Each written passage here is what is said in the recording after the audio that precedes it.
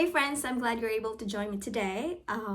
For this video, we're going to be talking about tough conversations that you should have before settling down. To some, this would come as a no-brainer, but others need some reminders, so I hope this video would serve as that reminder that they badly needed at this time. I am in no way an expert on this topic, so if you feel like I missed something or you disagree on some points, please let me know in the comment section below. I want this to be an interactive community where we can learn from each other. Having said that, let's get started.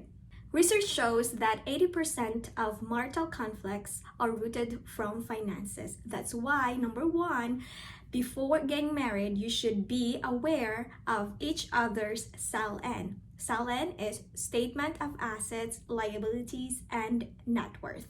I do not mean it to be the official statement of financial position or SALN signed by a certified public accountant. No, I did not mean that way. What I mean is, before even getting serious with somebody, you have to be transparent of where you are at financially. Let's say if you have debts, then you have to be straightforward that you have this debt and how are you going to tackle it as a couple. Or say if you are in a better position financially compared to your partner and you are really considering into getting a prenup, then you have to be transparent with your partner about that intent. Don't surprise her, because that's not a really good way to start off your marriage. Another important aspect on finances is how you're gonna handle your finances once you're gonna get married. Are you gonna be 50-50 on a household expenses, or are you gonna have a joint account?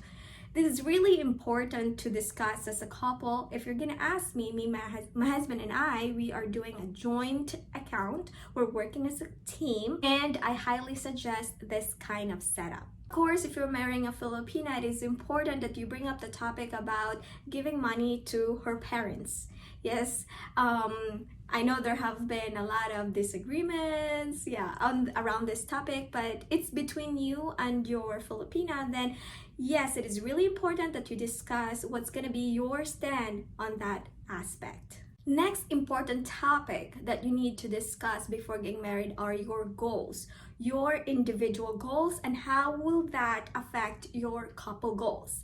Yes, when you're getting married, you're gonna be a team, you're gonna work as one, but you need to be reminded that you are individuals. You have different desires, different aspirations, but the key thing here is you need to meet in the middle and understand each other's preferences and how you can make that work or meld into your couple goals.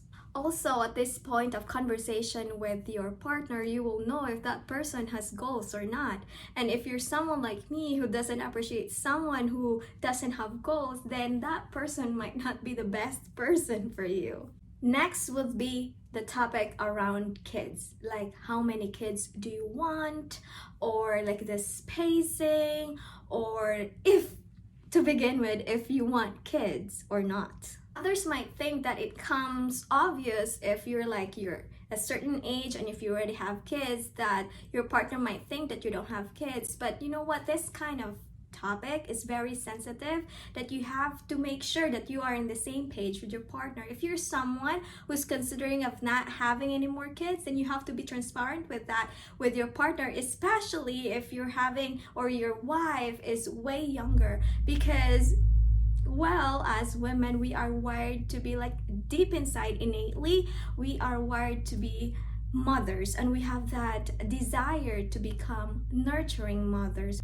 Well, of course, there are some exceptions. There are some women who don't want to become mothers, but for the most part, women would love to have their own kids. So if you're gonna be marrying somebody who has no kids and is young, then you need to let that person know what's your stand on the kids topic.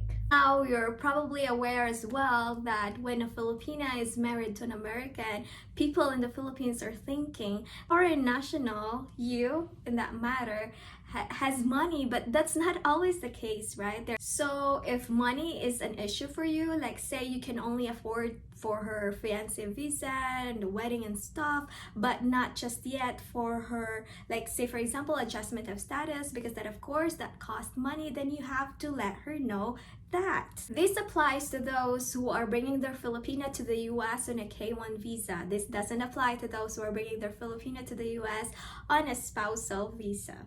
Now, another important thing that you need to discuss with your Filipina would be the skeletons in the closet. Things that you don't want others to know, even your siblings or your parents.